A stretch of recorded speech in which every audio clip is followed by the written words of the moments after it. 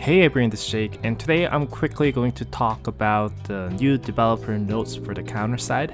This is based off the Korean server, and I'm not too sure if the C server or Taiwanese server does any of these things. But for the Korean server, they usually post once a month for developer notes to show the progress of what's coming and what kind of planning they have for us in the future updates. And I think I'm going to be doing this developer notes overview every month when they release it. That's gonna be new content for the counter side that I'll be adding. Plus, I think they should usually come with pretty nice details and a lot of promises. And so we'll jump into the video and we'll talk about what kind of thing they have for us for Korean server and what you can kind of expect if you are playing other servers in the future. So let's talk about this developer notes. And before I start any of these, to be in mind, this original text was written in Korean, so I just roughly ran Google Chrome translation app. So whatever English text you see is probably going to be really hard to understand. So I'm not really reading per se about the translation version of it. So I just translated this page so you can have a rough idea of what you're looking at. So if it makes it confused, don't worry. I'll try my best to explain it in a correct way so you don't really get distracted. So just try to look at the images they presented. I think that's the best way to understand this. And anyways, let's jump into the video.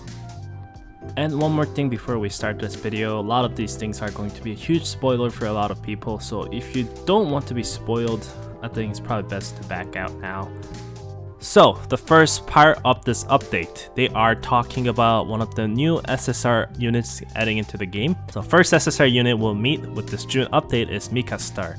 She is SSR supporter and she was first introduced within chapter 6. She did show up our last event story and she showed a lot of great characteristics. I really love her. Her specialization is with the magic tricks. I'm kind of excited to see what kind of skill effect she's going to have and what kind of skills she's going to have for someone who specializes in the magic trick with her counter power. But yeah, she's going to be a counter unit. Hope she is good. We'll see what she has to offer. Personally, I think her design definitely reminds me of Sailor Moon. Could be just me, I don't know. I remember when my sister used to watch that a lot. She made me sit down and watch it with her. Cool concept. Let's move on to the one beside her. The one beside her is probably another big spoiler, is Amy First Wing. So Amy First Wing is gonna be next awakening units that's going to be added to the Korean server. So she is going to be SSR sniper units and we'll see what she has to offer. Personally, I think sniper class doesn't really mean I don't think she's gonna be really squishy. From what I saw her from the motion, she seems to be pretty close range character. So maybe even though she's a sniper class, maybe she will come with lots of defensive buff to make sure she survives on the field. But we'll see what kind of kits she will have. Hopefully she'll be a good unit as well. And mostly fun units to use. So we'll find out and what kind of unit she will be in the later when she comes out. I'll definitely cover her as well as she comes out. But anyway, those are two units that will be introduced for the first part of June update. Mika Star and the Amy First Wing, the new awakening units. So 500 days anniversary event, so counter side is 500 days old now, not 500 years, but 500 days old now, so they are having another event. So in this event, starting from June 15th, you are able to draw up to 150 free recruitment banner rolls. So just like when you start the C server, you know how they gave you free rolls and stuff like that, they're gonna have an identical thing but with different unit polls, I'm assuming. They haven't revealed what kind of unit polls will be at, so we'll find out what kind of unit polls they will have. And at the end of the events, which is 3 weeks, you are able to get SSR unit selector. So this is going to be a pretty big thing for people who maybe started on the first anniversary. This should give you plenty of test points to save up, not to mention some SSR unit that you might not have. And also SSR selector should give you good option to pick what you want that you didn't have before. So yeah, pretty good option, pretty good events, nothing else to complain about. Now, another big part of this developer note, I think, is they are finally starting to talk about collaboration detail. So they did announce they're going to have a collaboration back in February in their developer notes. And as of June up now, they can finally talk about when the collaboration is coming. So collaboration will be held for 4 weeks starting from June 22nd, and total of 5 units will be revealed through the collaboration events. 2 units per 2 weeks. and they're gonna have another counter pass exclusive units that's gonna tie into collaboration. So they're gonna at the end of the collaboration, they're gonna have up to 5 units, and we'll see what kind of things will happen. I can kind of guess when they say 5 collaboration units, so let's jump into Google. So I think most likely my expectation, the collaboration is definitely going to be Closers Online before everyone start hating.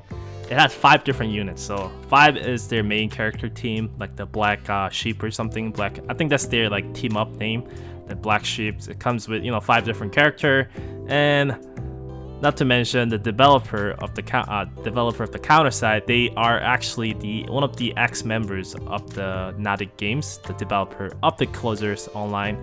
So I think it is pretty obvious choice. I think they definitely gonna bring these characters. I think this has to be it. But we'll see what happens. Some people may like this, some people not. I'm not a huge fan of Closers Online. I played a little bit when it first came on the global server, and I played like Japanese server here and there. So I was never a huge fan of it, but I think I like the setting. I like the environment they live in, and I think characters are actually pretty well designed. I would like to see what kind of take they will have when they deliver this character to the counter side. That's just my speculation. I think this could be totally something else. They could have totally different characters or totally different series to bring in. But I feel like counter side is not really like huge game, and I don't think they're gonna pay a lot of money to bring some crazy IP related. Like for example, I'm just giving as an example, but I don't think this game is going to get some collaboration with huge anime series like, let's say, Demon Slayer. There's no way that's going to happen. And I think Closers Online shares very similar word style as a counter side, and I think this is probably the most easiest collaboration choice they probably had on their plates. Hey, but I could be wrong. They're welcome to surprise me, but that's my speculation. Let me know in the comments what you think the collaboration should be, or you feel like it will be. But I feel like the Closers Online and the main 5 character is definitely going to be the 5 character that you will meet within the collaboration. But yeah, that is pretty much it for the collaboration part detail.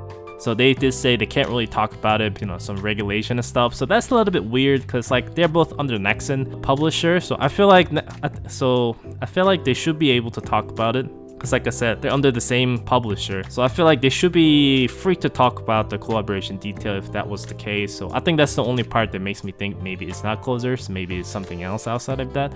But outside of that, I can't really think of anything with the 5 characters, but we'll see what happens. And the next thing they kind of mentioned is they are trying to make the better ways for you to stack and use your infos to run simulation training. So they are trying to create something that's more skippable, so it's going to take you less time when you're stacking. Personally, I don't know how huge difference it's going to make if it still costs you info, because I'm just kind of cheap. So if it still costs me info to stack, I feel like it's just something that I totally want to avoid unless I'm really in urgent and I couldn't really finish my daily. So maybe in that case, maybe this will help me out. But so far, I don't really see this as much of a difference. And another thing they're adding is they're trying to reinforce the stat screen so you are able to see and clearly see what you're looking at within the stat screen. They're going to add more description of the buffs and all the skill effects. So now this way you're able to see what it's supposed to mean a lot better than it did before. So pretty useful patch they're doing. Nothing too crazy though. So yeah, nice patch, but I don't think it was like required for me personally. That's nice they added now. And the second part of this video is probably what everyone's kind of excited for, or they kind of wants to know about. So they are trying to rework the Gauntlet system, the PvP. They want to keep the strategy battle as what the ranked matches, but they want to make the strategy battle is the go-to place for a lot of new players and people who does not want to participate within Gauntlet activities. And once you get 1,000 points to your ranks, you are able to unlock the ranked matches as you have right now, the normal ranked matches. Maybe they will adjust a little bit, but that will unlock and you can play the ranked match as you want. And once you unlock up to 3,000 points, which is kind of high for a lot of new players in my opinion, but once you unlock to up to 3,000 points, you should be able to do these elite matches now. So we'll talk about it in a second. But they also wants to make the Gauntlet a lot more simpler, so they are going to combine all these points into one activity only. So you can do any of these three and you should be able to collect your Gauntlet points. So if you want to empty out your seasonal shop, this way you can just run the strategy battle if that's what you prefer. Then you are able to receive all the same amounts of Gauntlet points, and you should be good to buy every items from the shop. Another thing they mentioned within this developer note is that they know seasonal gear is kind of time gating a lot of players, especially the newer ones. So they are trying to find a way to solve this problem. So I think they're trying to add this within the July update as well. What they're doing is, as they update their Gauntlet system, they are trying to make sure have the exact same amount of maze and other gears that they sold on the PvP shops. They're going to add them all together within the game, so you can buy it anytime you want. You can't buy more than what you already bought. So let's say if you're a day one player, you bought every single gears it was available. No, you won't be able to buy extra. But for the newer players who still has a point but they couldn't buy the gears because they missed or they started the game late, now they have options to buy all the gears they want by saving up those points.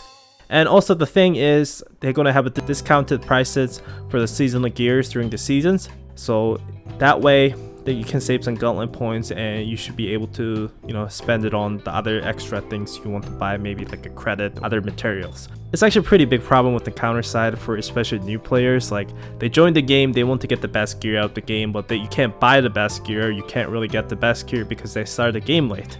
Now this way they are able to catch up and get the best gear they want to get. And people who started from the day one, they won't really miss too much either. Maybe they feel a little bit annoyed that their time investment is kind of gone. I don't really feel that way. I feel like, giving more options to new players is always a good thing and better for the game in the future. So I'm glad they're adding these changes to the seasonal shops, and it should help a lot of newer players out for sure. So we briefly talked about the league match earlier. Now let's look at this league match in more details. So League Match is gonna be kind of work like a real-time arena, maybe from Epic 7 if you play those game, or like a Summoner's War. So when you go into the matches, you're gonna able to ban units you want from the start. So that's gonna be like a global ban. So the characters you ban cannot be used. So this is like the ultimate PvP style, 1 versus 1. You get to ban other people's units, you get to pick what you want, and they're gonna have like different buffs. So they're not gonna have an up and ban list, but instead they're gonna have a different buffs during the maps.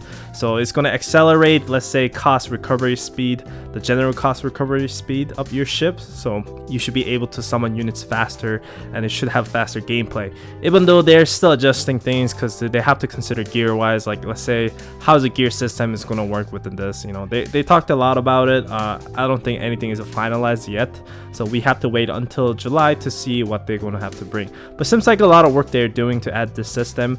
I don't know personally if I really want to participate within this activities, because it seems like a lot of time investment. I know it was a lot of time investment within Epic 7. That's why it never stick with me, and it kind of became a stress time to time. So I think ranked match for me is more than enough as of now. Maybe I'm wrong. Maybe if this comes out, I'll actually enjoy quite a lot, and maybe I'll definitely bring you guys some gameplay once this gets added next month. But for now, I think this is something that I'm not too highly interested in. Maybe if you're into Gauntlet, and maybe if you want something like this, then yeah, maybe you are excited for this system. But for me personally, I think ranked match is more than enough for now. So I mean, the way to change the seasonal shop was more than enough for me to get excited, so there's that. But this league match seems like a lot of try hard stuff. Like I said, I'll try it out when it comes out. For me, I don't know if I really want to try it out, just being honest with you. So there was quite a lot of information within this developer notes. They introduced new units. They also talked about the event they're having for the anniversary day, and then they also talked a bit about simulation stacking and maybe how they will change things in the future. Then also they revealed some more extra information about the collaboration detail and the date. And finally, they talked about Gauntlet changes and seasonal shop changes. For the next developer notes, they are trying to answer your questions. They are trying to answer your questions from community, improving ways to get endgame gears and adjusting unit balance and new dive stages, and also the previous unit they introduced called a Scavenger Squad, as well as Evolve 1, which is this huge mecha that they've been teasing since last year. and they also wants to know what kind of challenging PvE content they will release next, and also information on new skins. So those are the questions they are trying to answer for the July's developer notes. That is pretty much it for June's developer notes, and I hope you guys enjoyed this video. There's actually a lot of details, and mostly I'm more interested in what the collaboration will be. I'm not really worried about terms of character quality, like when it comes to quality within counter side. I think that will probably make it look pretty good and fits well into counter side. I just wonder what kind of story they're going to have. So hopefully story will be something worthwhile, and hopefully characters will be cool. But anyways, that is pretty much it for me, guys. Hope you guys enjoyed this video. For me personally, for someone who's playing Korean server, I think it did answer some questions I wanted to get answered. There are probably more game related questions that I want to know by the next patch notes, next developer notes. So hopefully those developer notes for the July will definitely answer some of my questions. That is pretty much it for today, guys. Hope you guys enjoyed this video. I will see you guys next time. Bye bye.